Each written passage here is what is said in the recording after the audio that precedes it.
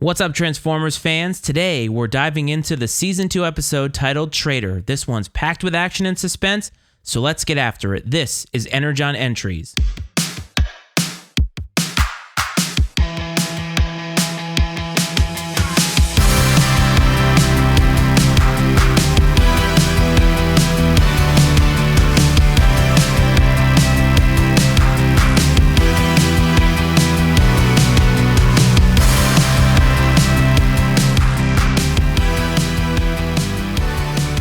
Welcome back to Energon Entries, everybody. As always, this is your host, Matt Frates. I hope that this finds you well. I want to thank you, as always, for coming back to this pod. And if you are brand new, welcome to the show. Let's get into it with the episode recap. At the Experimental Energy Research Laboratory, two scientists are working on electro-cells that could solve Earth's energy problems. Before they can stabilize the cells, Starscream and Skywarp steal them. Megatron arrives, carefully removes the cells, and orders the lab destroyed. Meanwhile, Cliffjumper informs Optimus Prime that the Decepticons have hidden the cells where Mirage patrolled the day before. Suspicious, Cliffjumper accuses Mirage, but Optimus shuts down the argument and leads a team to recover the cells. At a canyon, Starscream's impatience causes an explosion while filling Energon cubes. The Autobots arrive and a battle ensues. Mirage is injured during the battle and the Insecticons join, forcing the Autobots to retreat. Back at the base, Cliffjumper continues to accuse Mirage. To clear his name, Mirage steals Energon cubes from the Insecticons but is spotted by Cliffjumper, who assumes the worst. A fight breaks out between the Insecticons and Decepticons, with Mirage caught in the crossfire and implanted with a Cerebro shell by Bombshell, forcing him to fight against his own. Cliffjumper reports to Optimus and they head to the valley. Ambushed by the Decepticons, Mirage is deactivated by Cliffjumper. Ratchet removes the Cerebro shell, allowing Mirage to rejoin the Autobots. Prime tries to recover the cells, but Megatron destroys them, causing a massive explosion. In the aftermath, Ratchet repairs Mirage, and Cliffjumper admits he was wrong to doubt his friend.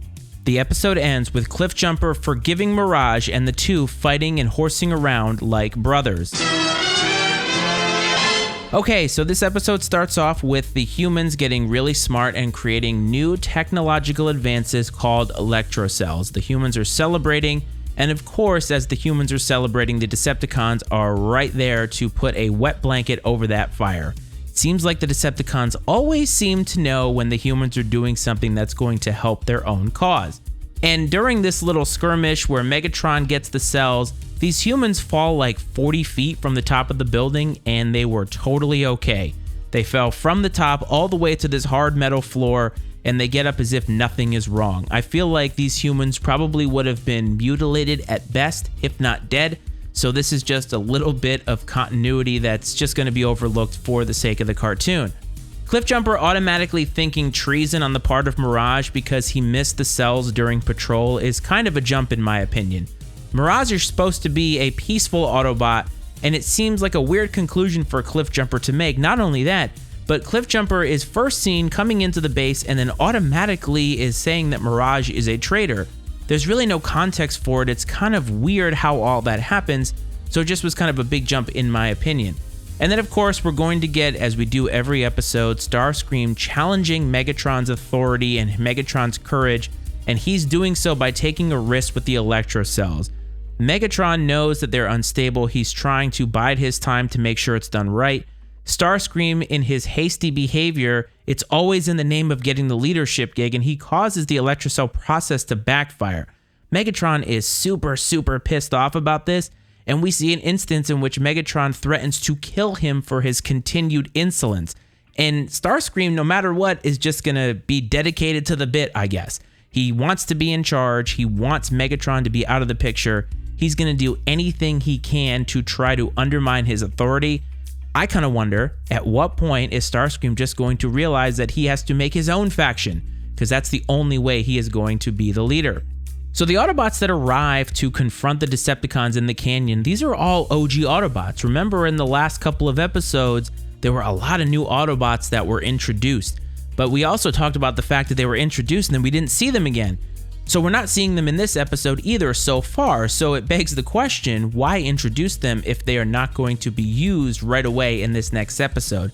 I don't know if perhaps the order in which I'm watching these is incorrect, because I know when I go and watch them on the platform that I'm using, they're in one order, but if you go to like a wiki page, like a Transformers wiki page, they are in a different order.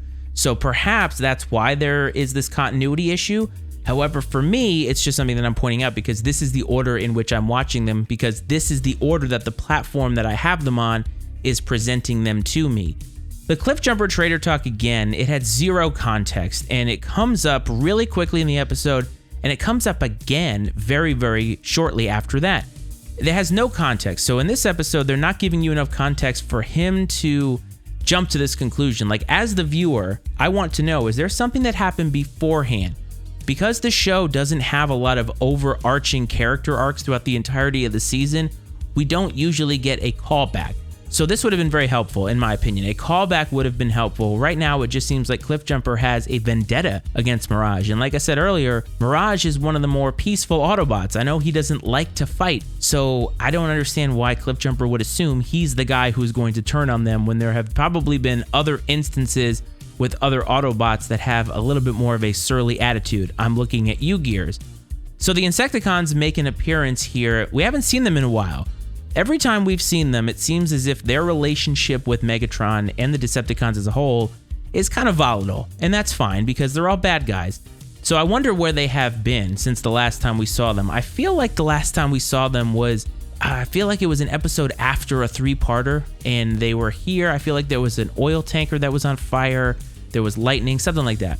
We haven't seen them since then, so I kind of wonder where they have been, and they seem to show up exactly when the Decepticons need them.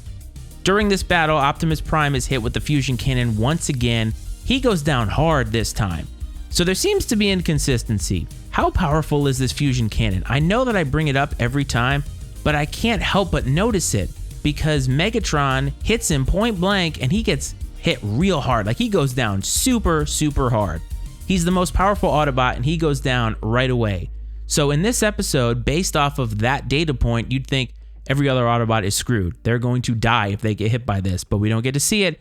It's just one time, but Megatron seems to be up and down with his power with the fusion cannon. So each of the Autobots and Decepticons, they start battling near the electro-cells, and of course, this proves to be a really bad idea. They catch fire, and because they catch fire, we find out that Megatron has a very similar secondary power to the likes of Ironhide. He can shoot out liquid nitrogen from his fusion cannon. Did not realize this was a possibility. It's very convenient, of course, but it makes a lot of sense that if he has this cannon, he'd be able to shoot other things besides laser fire out of it. So very helpful for the Decepticons, and it seems like Ironhide and Megatron maybe are similar in their secondary powers in that they're both very, very useful in times like this. So for the third time in this episode, Cliffjumper is on patrol at the canyon. He's watching, he sees Mirage, and he automatically again goes toward a pessimistic place. He seems so hell-bent on proving that Mirage is trying to help the Decepticons. I don't really understand why, outside of the fact that maybe he has some inferiority complex because he's one of the smaller Autobots, he's very fierce, he obviously has a fighter's attitude, but maybe he's too small to really invoke the kind of change he hopes for. Maybe that's where this is coming from, I don't know. So we see the Insecticons again, and they're talking about a reward from Megatron. And of course, this is Energon cubes, because that's all they really want. And I wondered now, are the Insecticons and the Dinobots very similar in this regard? I don't know if they've been presented that way or if that's the way it was intended, but the Insecticons only really show up when they're really, really needed, and they seem very primitive in their approach. Now, their powers are not primitive, and they definitely are a lot smarter than the Dinobots, but they only come around when there's a reward of energy for them. And so in my mind, they're almost like pets. And the Dinobots, up until this last 2-parter, have kind of been treated that way as well. So maybe this is another example of the Decepticons and Autobots building or incorporating these new robots and not really knowing how to utilize them. Both sides really need to figure that out so that they can best utilize these very, very powerful robots. So again, Cliffjumper is very, very focused on Mirage in this episode, and his lack of focus really shows because he's caught by Starscream and he's distracted from his assignment. And because of that, he really puts the Autobots in danger, and thankfully it all works out, but Cliffjumper very distracted and obviously really needs to rethink how he goes about his assignments and maybe get a clear head. So this skirmish starts, and the Autobots and Decepticons are fighting each other, and during this skirmish, the Insecticons speak, more specifically Shrapnel. And whenever the Insecticons speak, they always have this weird modulation to their voice. Even back then, we had the capability of doing that. And when Shrapnel speaks, it's just a plain voice. And I have to admit, I think I rewound to watch it again because I wondered if maybe I was mishearing it. And it sounded so weird. The voice quirks that we have heard up until this point have been a different voice completely on one robot or the other. But in this case, it seems like the modulator that they used, or whatever effect it is that they used, just was not on when they recorded this. And clearly they didn't figure it out until they got to the end product, and they weren't going to, or didn't have the money or the time to re-record it. It was so strange because it was just so vastly different than what you're used to hearing. And I have to say that the Insecticons, when you look at them, they're very shaky allies. And they're similar to the Decepticons in that route, and I know that they are all Decepticons, but I mean this in that they're all solely focused on the acquisition of Energon. Now, Megatron and the Decepticons are focused on it because they want to take over Cybertron again. The Insecticons just want it for food. So Megatron obviously knows this, and he is trying to use his powers to be able to manipulate them in any way possible, and that's where these treats come from. However, I said that the Insecticons were smarter than the Dinobots, and they do know that Megatron is very likely to use them and discard them. And so even though they know this, they still go along with this plan because they are just going to hope that when the end game comes around, they are ready. But these little distractions, one Energon cube here or there, is not going to keep them from continuing to align with them. But they do know in the back of their mind that Megatron is capable of some pretty bad things. However, I would say that both sides really need each other because the Decepticons can't seem to do it on their own against the Autobots. The Insecticons can't seem to find the kind of energy sources that they need, so they obviously need each other and do have a symbiotic relationship. So after all this happens, this whole thing with Mirage and this whole thing with the Deception, the Insecticons and everything, Cliffjumper goes back to give Optimus Prime this news. Of course, he's hell-bent on proving that Mirage is a traitor. And Optimus Prime kind of shuts him down and says, let's go and check this out. And he goes there with Cliffjumper and Ratchet. That doesn't seem very smart. He's taking a guy who is the first aid guy, and he's taking a guy who's really small and seems to be really angry right now. It's not exactly the most formidable battle crew. This is one of Optimus Prime's least intelligent moves because he's going to an area that he knows the entire Decepticon fleet is at. Why would you go there with just 3 people? I'm not really sure why you would do that. However, in typical 80s fashion and the way that this cartoon has gone, the Autobots seem to always rule the day. They always seem to find an advantage. However, in this case, when they find the advantage, Megatron knows that he cannot let them get the electro-cells. And I loved what he said. These were meant for me. It really shows his lust for energy, his lust for power. He really is craving it. He wants to use Earth to gain an advantage against the Autobots. I think that was very telling. I feel like we've gotten the best character arc for Megatron so far, with nods in each episode almost as to how unhinged he's becoming the more time he spends on Earth. And I love that the episode ends with Mirage and Cliffjumper playing like brothers, because I think that this really shows the biggest difference between the Autobots and the Decepticons. We just talked about the fact that Megatron doesn't want anybody to have the energy because he's so hell-bent on finding it. And the Autobots, after everything they've been through, the entire skirmish, everything with Mirage and Cliffjumper, it's really about brotherhood. They are a family, and in the end, they're going to stick to each other because they know that together they are the strongest.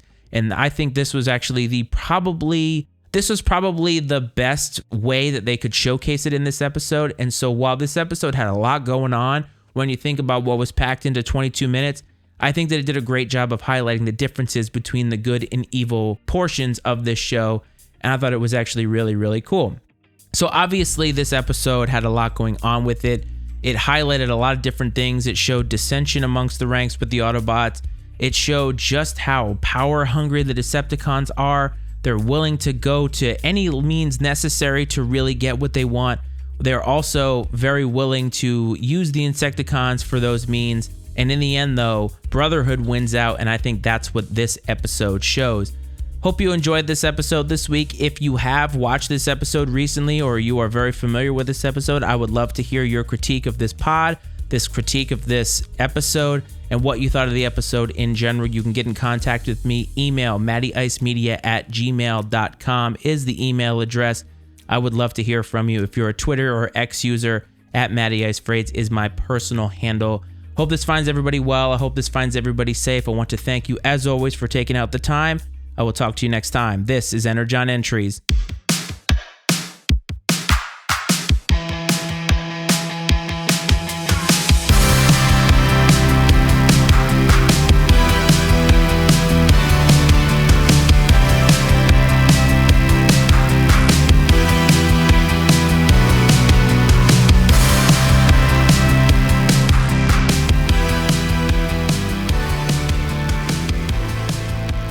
The opinions and viewpoints expressed on Energon Entries are those of Matt Frates and his guests and not necessarily those of the Matty Ice Media Network.